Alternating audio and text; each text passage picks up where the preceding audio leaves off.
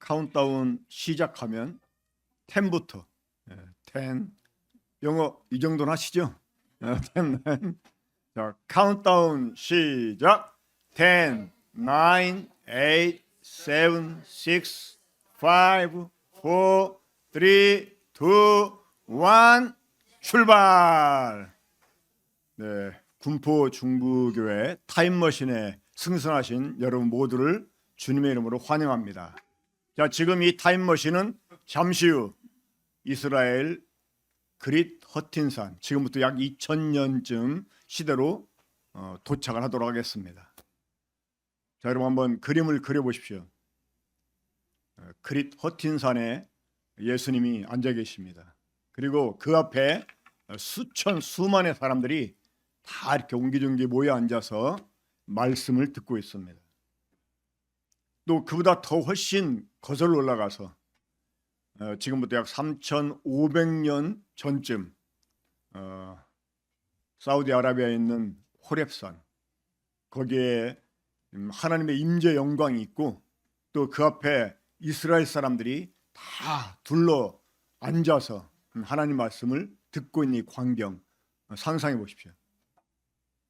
신명기 33장 3절을 보면 여호와께서 백성을 사랑하시니 모든 성도가 그의 수중에 있으며 주의 발 아래 앉아서 주의 말씀을 받는도다 라는 말씀이 있습니다.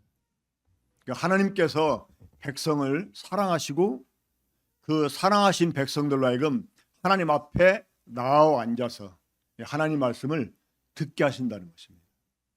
자, 이러한 사랑을 받았던 고넬류, 이 고넬류는 이방인 가운데 가장 최초로 구원을 받은 사람이죠. 그 사람이 그 하나님의 천사의 지시를 받고 베드로를 청하게 됩니다.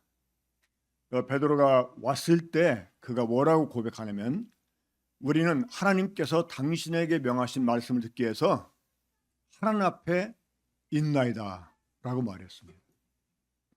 오늘 이 시간 지금 여러분들은 그 그릿 허틴산에 앉으신 주님 앞에 모인 사람들처럼, 그리고 호렙산에 하나님 말씀 듣기 위해서 모여든 이스라엘 사람들처럼 지금 하나님 앞에 모여 있습니다. 저는 다만 하나님 말씀을 대언하는 사람이 지나지 않습니다. 여러분들은 지금 제 앞에 있는 것이 아니라 하나님 앞에 있습니다. 믿습니까? 네, 오늘 그래서 이 말씀으로 성장하는 교회 그 시리즈 설교 5번째로 이 말씀에 대한 태도와 반응에 대해서 좀 제가 말씀을 나누려고 합니다. 우리 지난번 성도 10배 때 그 2번째 날 말씀 기억하십니까? 느헤미야 8장에 있는 말씀을 본문을 해가지고 그때 유대인들이 가졌던 이 말씀에 대한 태도 우리 들었습니다. 자, 다시 한번 그 부분 복습을 하면 그 1절에서 먼저 유대인들이 하나님 말씀을 듣기 위해서 그 당시 대제사장이었고 또 학사였던 에스라에게 청하게 됩니다. 그러니까 하나님 말씀을 사모해서 그 말씀을 듣기를 청하는. 제가 이 사역을 하면서 제일 제 마음속에 기쁨으로 이렇게 가지는 게 있습니다. 뭐냐면 성도들이 저에게 말씀에 관해 질문할 때입니다. 그리고 그 대답해 주는 말씀을 듣고 깨닫고 기뻐하는. 군포 처음 개척할 당시에 그런 분이 있었어요. 제가 어렸을 때 이 개를 참 좋아했는데 그 개가 이제 새끼를 낳으면 이제 여러 마리 낳잖아요. 근데 그 새끼들 가운데 특별히 엄마 젖을 아주 악착같이 빨아대는 강아지가 있습니다. 이제 애미 개가 그만 먹이려고 딱 누워 있다가 이제 일어서는데도, 그리고 걸어가는데도 끝까지 막 젖꼭지를 안 놓고 막 끌려가면서까지 빨아대는 그런 강아지가 있어요. 그런데 그런 강아지는 다른 강아지보다 더 빨리 큽니다.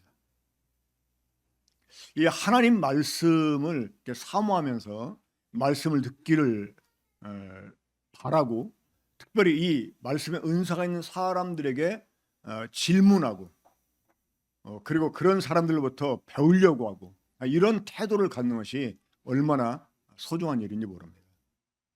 유대인들은 이 하나님 말씀을 그 사무에서 먼저 듣기를 청했습니다. 그리고 이 3절을 보면 그 하나님 말씀이 이렇게 들려졌을 때 그들이 귀를 기울였어요. 그러니까 이 귀를 기울였다는 말은 무슨 의미입니까? 듣는 일에 집중했다는 것입니다. 제가 종종 수집회 때나 아니면 특별 집회 때 뒷자리에 앉습니다. 근데 뒷자리에 앉아보면 말씀 집중이 힘들어요. 특히 그 유아실이 저는 종종 왜 있는지 모르겠어요. 이제 문이 닫히네요.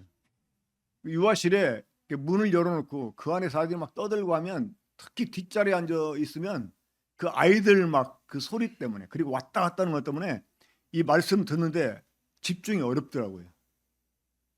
그런데도 지금 뒷자리에 앉아 계시는 분들 참 존경스럽습니다.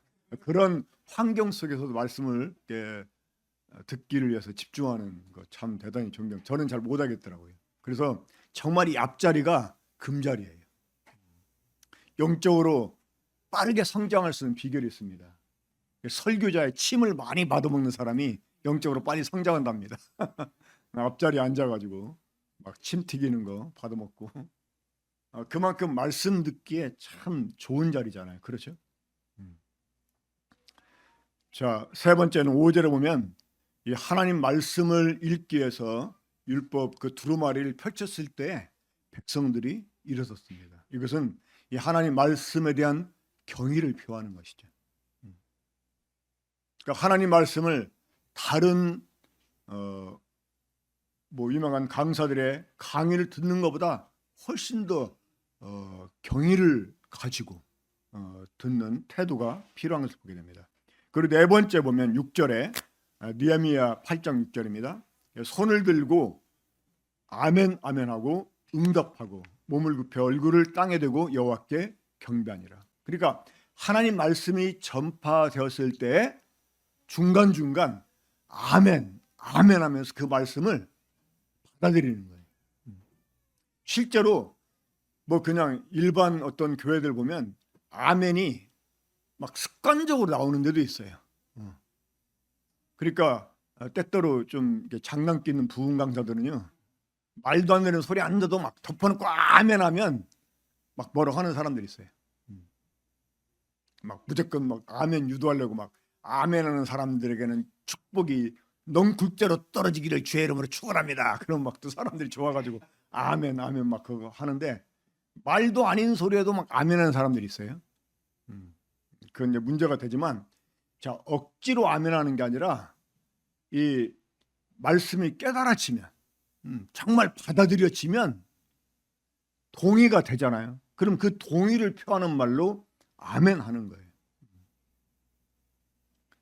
그리고 몸을 굽혀 얼굴을 땅에 대고 여호와께 경배했다고. 그러니까 그 깨달아진 말씀, 받아들여지는 말씀에 대해서 반응을 보이면서 주님께 감사로 표하는 것을 의미하는 것입니다. 그리고 이제 마지막으로 8절에 보면 깨닫게 하니 9절에서 백성이 여호와의 말씀을 듣고 다 우는지라 이랬습니다. 자, 말씀을 들을 때 제일 중요한 건 뭡니까? 깨닫는 거예요. 지금 설교자가 설교하는 이유가 무엇 때문입니까? 깨닫게 하려고. 그렇죠? 깨닫게 하려고 설교하는데 뭔 말을 하는지 막 눈동자가 풀려가지고 그냥 지겨운 듯한 이런 표정을 지으면 말씀 들을 이유가 없는 거죠.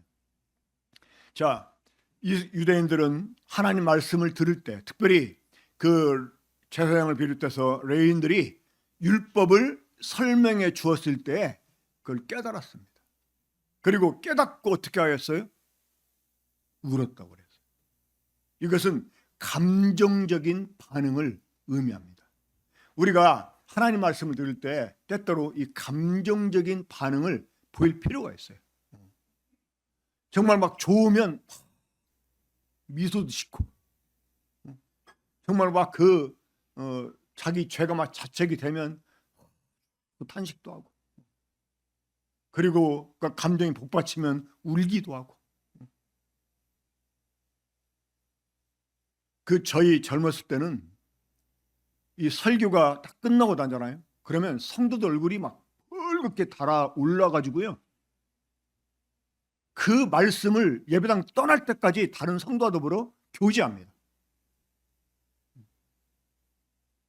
애찬 밥 먹으면서도 막 그 들은 말씀 때문에.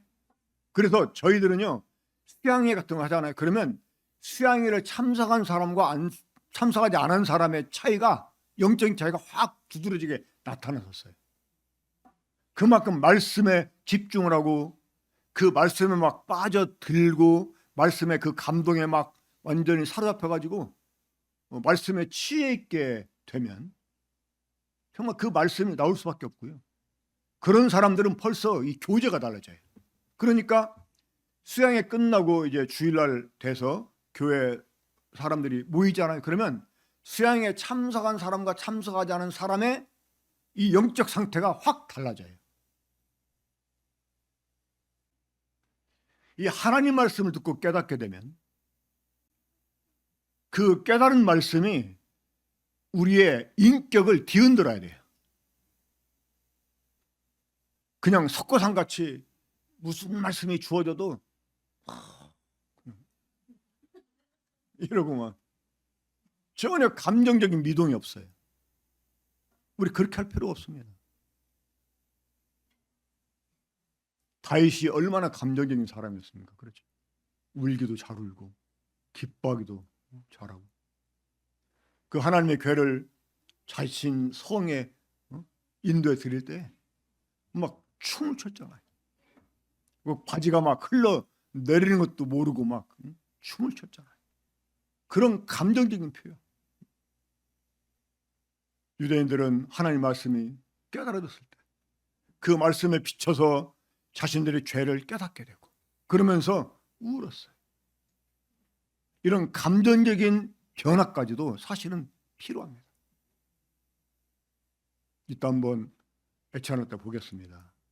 물론 제가 그 말씀을 잘 못 전해가지고 감동을 주지 못할 수가 있지만 아마 애찬 때 별로 이렇게 말씀에 관한 교제가 없다 그러면 제가 말씀을 잘못 전한 거고요. 실제로 감정에까지도 우리가 변화를 갖게 되면 그걸 우리가 표현하지 않을 수가 없어요. 다시 한번 신명기 33장 3절 봅니다. 함께 읽겠습니다. 시작. 여호와께서 백성을 사랑하시니 모든 성도가 그의 수중에 있으며 주의 발 아래 앉아서 주의 말씀을 받는도다. 말씀을 듣는 게 아니고요, 받는데요. 말씀을 귀로 듣고 마음으로 받습니다. 이 정도 이렇게 잔소리처럼 하니까 지금 말씀 듣는 태도가 다른 주일보다 훨씬 참 좋습니다. 자, 오늘 말씀의 제목은 말씀에 대한 태도와 반응. 특별히 이 메인 본문은 없습니다. 소주제에 맞춰가지고 말씀을 하나하나 찾아가면서 말씀을 좀 나누도록 하겠습니다. 자, 말씀에 대한 태도와 반응. 첫 번째는 말씀을 우리가 사랑해야 돼요. 말씀을. 이 시편 119편은 말씀 사랑장이라고 우리가 별명을 지어줄 수가 있습니다. 이 말씀에 관한 것에 대한 그 시편인 것을 보게 되는데요. 특별히 그 119편 97절 보면 우리 함께 읽겠습니다. 우리가 고백하듯이 자 시작. 내가 주의 법을 어찌 그리 사랑하는지요. 내가 그것을 종일 작은 소리로 읊조리나이다. 예. 내가 주의 법을 어찌 그리 사랑하는지요. 이 하나님 말씀을 사랑하면 우리 보세요. 이 읊조린다는 게 뭐 낮은 소리로 중얼거리는 것일 수도 있지만 여기서 이 읊조린다는 말은요, 이게 작은 소리로 노래한다는 의미일 수 있습니다. 흥얼흥얼 된 거죠. 지금 세상에서 유행하고 있는 수많은 노래들, 그 수많은 노래들이 거의 다 무엇에 관한 노래입니까? 사랑. 특히 남녀 간의 사랑에 관한 그런 그 주제잖아요. 그렇죠? 그러니까 그 말은 사랑하게 되면 흥얼거리게 돼 있다는 거예요. 그 사랑하는 거에 대해서. 그러니까 하나님 말씀을 사랑하니까 하나님 말씀을 우리가 흥얼거리게 되는 거예요. 자, 140절도 보죠. 함께 읽겠습니다. 시작. 주의 말씀이 심히 순수함으로 주의 종이 이를 사랑하는. 우리 하나님 말씀 사랑해야 돼요. 계속 읽겠습니다. 159절입니다. 시작. 내가 주의 법도들을 사랑함을 보옵소서. 여호와여 주의 인자하심을 따라 나를 살리셔서. 그러니까 자신이 하나님 말씀을 사랑하는 것을 하나님께 보라고 이렇게 말씀합니다. 자, 163절 읽습니다. 시작. 나는 거짓을 미워하며 싫어하고 주의 율법을 사랑하나이다. 165절. 주의 법을 사랑하는 자에게는 큰 평안이 있으니 그들에게 장애물이 없으리이다.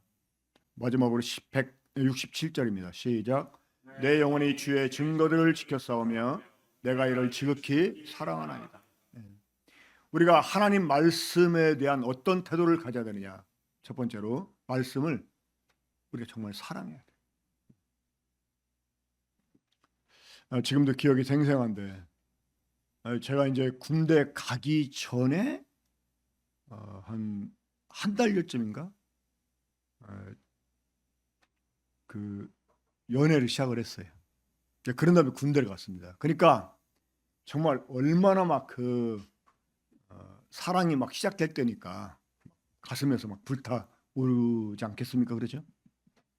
그러니까 편지를 딱 받잖아요. 그러면 그 편지를 이제 그 주머니 속에 넣고 시간만 되면 이렇게 읽어보는 거예요. 시간만 되면 보다가 이렇게 미소를 짓다가 막 안타까운 표정을 짓다가 그러니까 하도 막 잡았다 폈다니까 나중에는 진짜 막 그 접어진 데가 이렇게 사가지더라고요.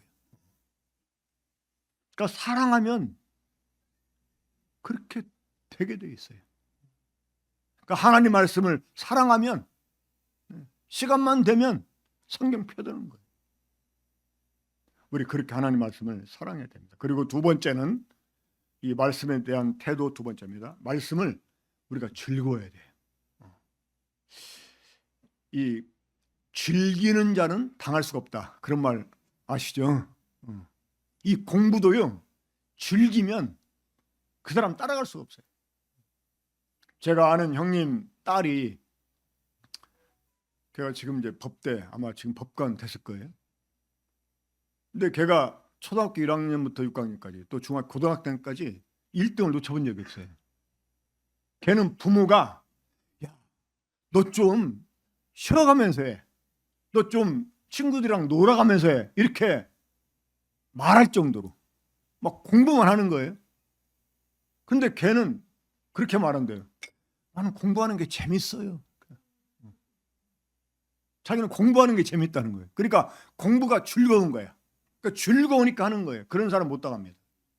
우리가 하나님 말씀을 그렇게 즐거워해야 된다는 거예요. 자, 그래서 시편 1편 2절 보면 그 시편 기자가 뭐라고 고백합니까? 오직 여호와의 율법을 즐거워하여 그 율법을 주야로 묵상하는 거예요. 그러니까 이 묵상이라고 하는 것은 말씀이 즐거운, 그러니까 말씀을 즐거워한 결과라고 말할 수가 있습니다. 그렇죠? 그러니까 말씀이 즐거우니까 막 그거를 곱씹고 또 곱씹고 곰곰이 생각하고 그게 묵상이에요. 그러니까 말씀을 즐거워하는 거.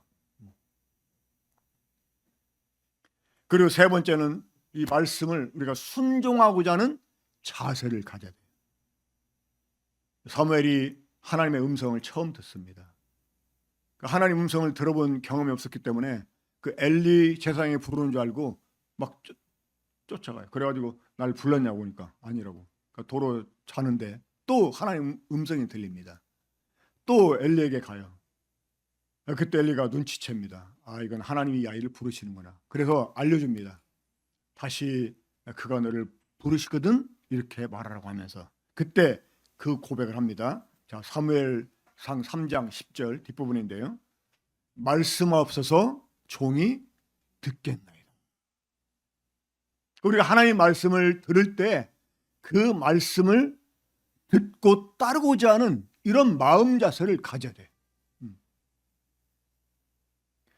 제가 이 설교 노트에는 그 부분을 넣지 않았습니다만은 에스겔 선지자 당시 때 유대인들이 에스겔 선지자를 통해서 하나님이 무슨 말씀을 하는지 관심을 갖고 들으러 왔었어요. 근데 그들이 하나님 말씀을 들을 때 그 말씀을 순종하고자 해서 들은 게 아니고요, 마치 하나님 말씀을 무슨 가수가 노래하는 것을 감상하듯이 감상하는 거예요. 그들이 마치 너를 노래를 잘하는 자처럼 여길 것이다, 이렇게 말했어요. 그러니까 하나님 말씀을 잘 들어, 막 즐겨. 그런데 그것뿐이에요. 오늘 말씀 참 좋았어 이러면서 이 말씀 너무 좋지 않아? 뭐 그러는데 순종은 안 해요. 이 하나님 말씀은 순종을 위해서 우리에게 주어지는 것입니다. 그렇죠? 그렇기 때문에 하나님 말씀을 우리가 들을 때 순종하고자 하는 이런 마음 자세로 우리가 들어야 됩니다. 시편 143편 8절, 이제 이 큐티 훈련을 위해서 강의할 때 자주 인용하는 구절입니다. 아침에 나로 하여금 주의 인자한 말씀을 듣게 하소서. 내가 주를 의뢰하매니이다. 내가 다닐 길을 알게 하소서. 내가 내 영혼을 주께 드리매니이다. 그러니까 아침에 주의 인자하신 말씀을 통해서 내가 오늘 행할 길을 가르쳐 주세요, 이렇게 이제 기도하는 것이죠. 그렇게 기도하는 이유가 무엇입니까? 그렇게 말씀해 주시면 내가 그 말씀대로 행하겠다 하는 지금 일종의 다짐을 고백하는 거잖아요. 그렇지 않습니까? 자, 그런데 사울의 경우 보겠습니다. 이 사울은 하나님 말씀을 주의 깊게 듣지 않고 대충 순종했습니다. 그래도 본인은 하나님 말씀대로 행했다고 아주 막 떠벌렸어요. 이게 떨림이 잘못해 떠벌렸어요. 자, 우리 사무엘상 15장 3절 보겠습니다. 하나님이 이 사무엘 선지자를 통해서 사울에게 명령을 주십니다. 3절 보면 지금 가서 아말렉을 쳐서 그들의 모든 소유를 남기지 말고 진멸하되 남녀와 소아와 젖먹는 아이와 우양과 낙타와 나귀를 죽이라 하셨나이다 하니. 자, 이 명령을 듣고 이제 사울이 군대를 소집해서 아말렉을 진멸하러 갑니다. 그런데 보십시오. 9절입니다. 사울과 백성이 아각과 그의 양과 소의 가장 좋은 것 또는 기름진 것과 어린 양과 모든 좋은 것은 남기고 진멸하기를 즐겨 아니하고 첩과 하찮은 것은 진멸하니라. 자, 지금 사울이 하나님 명령을 지켰습니까? 안 지켰습니까? 지켰어요? 안 지켰어요? 안 지켰다고요? 이 사울왕한테 아주 칼맞을 말을 하고 있는 거예요, 여러분들이. 자, 보세요. 사무엘상 15장 13절부터 15절까지 보겠습니다. 사무엘이 사울에게 이른즉 사울이 그에게 이르되 원하건대 당신은 여호와께 복을 받으소서. 내가 어떻게 했다고요? 여호와의 명령을 행하였나이다 라고 말했어요. 지켰다고 말했어요. 그렇죠? 그러니까 사무엘이 11겁니다. 뭐라고 말했습니까? 14절 보면 사무엘이 돼 그러면 내 귀에 들리는 이 양의 소리와 내게 들리는 소의 소리는 어찌 됨이니까 하니라. 자, 하나님의 명령 뭐였습니까? 모든 것을 진멸하라고. 남녀 노소 할 것 없이 소, 양, 심지어 어린 것 할 것 없이 전부 다 진멸하라고. 근데 사울은 어떻게 했습니까? 그들의 왕은 죽이지 않고 사로잡은 채로 데려왔어요. 왜 그랬을까요? 자신의 전리품처럼. 그리고 자신이 이렇게 위대한 사람인 것을 자랑하기 위해서 데려온 것입니다. 그리고 이 살찐 것들은 죽이지 않고 또 데려왔어요. 그러니까 줄기하지 않았다 이렇게 말했어요. 욕심 때문에 그런 거죠. 그렇죠? 하지만 거기에는 핑계가 있었습니다. 핑계가. 어떤 핑계가? 기왕에 죽일 거 이런 것들 이스라엘에서 찾아보기도 힘든데 어차피 죽을 건데 이것을 가지고 하나님께 제사를 드리면 얼마나 좋을까? 이런 핑계를 댔습니다. 그렇죠?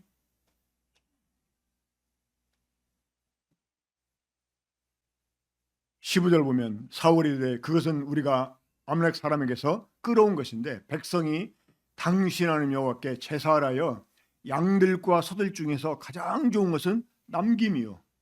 왜 남겼다고요? 하나님께 제사를 지내게. 우리 하나님을 섬길 때 조심해야 되는 게 있습니다. 뭐냐면 기왕이면. 그래 우리가 물론 성경에서 그렇게 말씀하고 있으니까 그렇게 하는 것도 좋은데 기왕이면, 그러니까 기왕이면 이런 그 생각으로 기왕이면 어차피 죽일 건데 기왕이면 하나님께 제사를 지내면 얼마나 좋을까? 인간적으로 생각하면 참 기특한 생각입니다. 그렇죠? 하지만 하나님의 판단은 무엇이었습니까? 18절 보면 또 여호와께서 왕을 길로 보내시며 이르시기를 가서 죄인 아말렉 사람을 진멸하되 다 없어지기까지 치라하셨거늘 어찌하여 왕이 여호와의 목소리를 청종하지 아니하고 탈취하기만 급하여 여호와께서 악하게 여기신 일을 행하였나이까. 이거는 거역했다고 말씀하고 있는 거예요.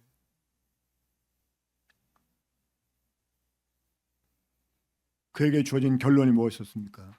사무엘상 15장 22절부터 23절 보면 사무엘이 되 여호와께서 번제와 다른 제사를 그의 목소리를 청종하는 것을 좋아하신 것 같이 좋아하시겠나이까. 순종이 제사보다 낫고 듣는 것이 수양의 길보다 나으니 이는 거역하는 것은 점치는 자와 같고 완고한 것은 사신 우상에게 절하는 자와 같음이라. 왕이 여호와의 말씀을 버렸으므로 여호와께서도 왕을 버려 왕이 되지 못하게 하셨나이다 하니.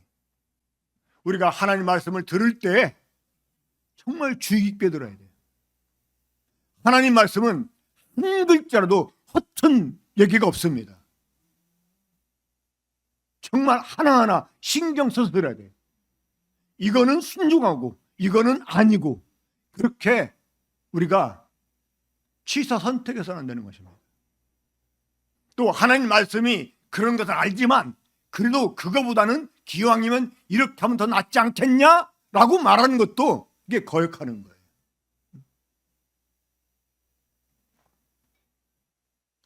자, 우리 네 번째로 하나님 말씀을 들을 때 우리가 가져야 되는 태도뿐만 아니라 이제 반응. 우리가 어떤 반응을 보여야 되느냐? 자, 우리 이사야서 66장 2절 말씀 함께 읽겠습니다. 시작. 나 여호와가 말하노라 내 손이 이 모든 것을 지었으므로 그들이 생겼느니라. 무릇 마음이 가난하고 심령에 통이하며 내 말을 듣고 떠는 자 그 사람은 내가 돌보려니요. 자, 하나님 말씀을 듣고 떠는 자. 하나님 말씀 듣고 떠는 자.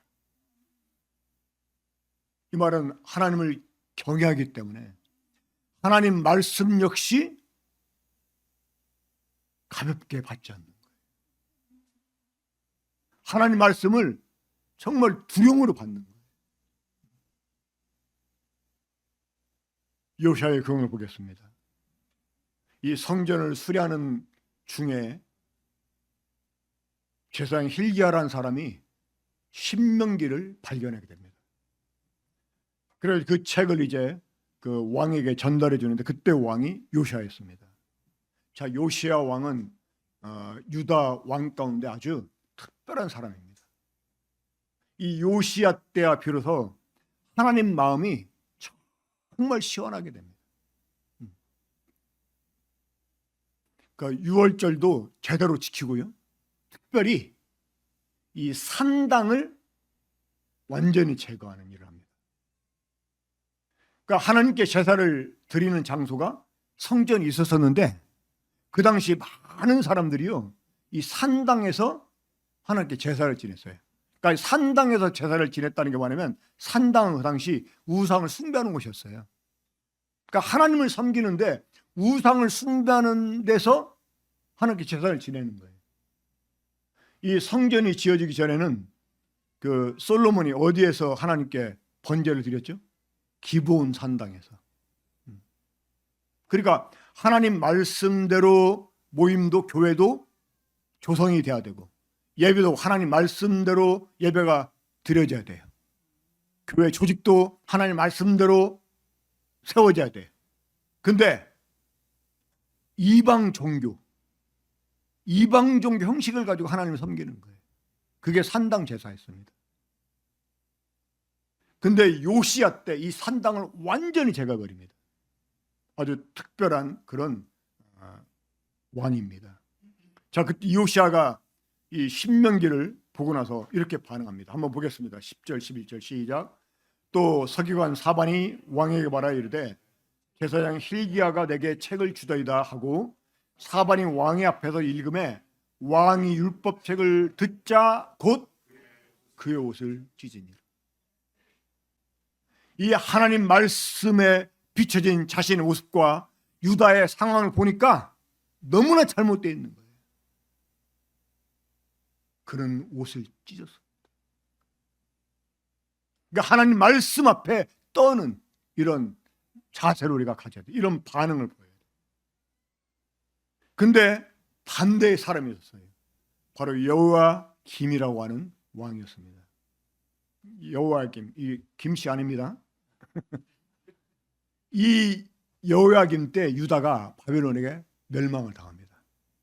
이 세 차례에 걸쳐서 이 바벨론의 침공을 받고 멸망을 당하는데 1차 침공 때 이제 이 여호야김이 죽임을 당합니다. 근데 이 사람이 어떤 사람이냐면 예레미야를 통해서 예언된 이 말씀을 듣고, 그건 이제 그 바룩이라고 하는 서기관이 두루마리에 기록을 해둔 것이었는데, 자, 그걸 듣고 이런 반응을 보입니다. 함께 읽어봅시다. 시작. 여우디가 서너 쪽을 낭독하면 왕이 면도칼로 그것을 연하여 베어 화롯불에 던져서 두루마리를 모두 태웠더라. 이 하나님 말씀, 이 말씀이 예루살렘 멸망을 예고하는 말씀이었거든요. 그 회개를 촉구하는 말씀이었어요. 만약에 이때 여호야김이 하나님 말씀 듣고 요시야와 같은 반응을 보였더라면 하나님이 예루살렘을 멸망시키는 것을 참아줬을 겁니다. 근데 그는 이 하나님의 말씀을 기록한 두루마리를 칼로 썰어가지고 불에 태워버렸어요. 결국은 멸망을 당했습니다. 자, 우리가 두려워야 될 점이 있습니다. 그러니까 하나님 말씀에 대한 바른 태도와 반응을 보이지 않는 사람들은 끝내 이 진리의 지식이 이룰 수가 없어요. 디모데후서 3장 7절 보면 이런 말씀이 있습니다. 함께 읽어봅시다. 시작. 항상 배우나 끝내 진리의 지식이 이룰 수 없느니라. 배우기는 막 주구장창 배워요. 근데 배우는데 그걸로 끝나는 거예요. 이 말씀에 대한 바른 태도와 반응이 없이 우리가 하나님 말씀을 공부하는 거 사실은 아무 유익이 없습니다. 마침내 진리의 지식에 이를 수 없다고 말씀하고 있어요. 정말 두려운 일입니다. 자, 말씀에 대한 태도와 반응 우리 올려줘 보세요. 함께 자 같이 읽어봅시다. 시작. 1. 말씀을 사랑함. 2. 말씀을 즐거워함. 3. 순종하고자 하는 자세. 4. 말씀을 위해 인하였던. 그가 그의 능력으로 영원히 다스리며 그의 눈으로 나라들을 살피시나니 거역하는 자는 교만하지 말자다. 하나님 말씀을 거역하는 자는 교만해서는 안 돼요. 하나님이 끝내 그 사람을 다루실 것입니다. 우리 하나님 말씀을 들을 때 바른 태도와 반응으로 우리가 이 말씀을 받게 되길 바랍니다. 그래야 할 때 우리 군포 중부교회가 말씀으로 성장해 갈 것을 믿습니다. 기도하고 마치겠습니다. 아버지 하나님, 이 하나님 말씀에 대한 우리의 태도가 어때야 되고 또 우리의 어떻게 반응을 해야 되는지에 대해서 말씀해 주시니 감사를 드립니다. 우리 사랑하는 모든 성도들이 참으로 주님을 경외하고 주의 말씀을 중히 여기며 이 말씀을 목숨으로 순종하고자 하는 이런 자세를 가지고 말씀을 받는 자들이 되게 주시기 원합니다. 그래서 우리 군포 중목교회 참 강단이 풍성하고 이 말씀을 듣는 시간이 참 행복한 시간이 되고 주님과 함께하는 이런 능력의 시간이 될 수 있게 주시길 바랍니다. 주신 말씀을 감사드리며 주 예수 그리스도 이름으로 기도합니다. 아멘.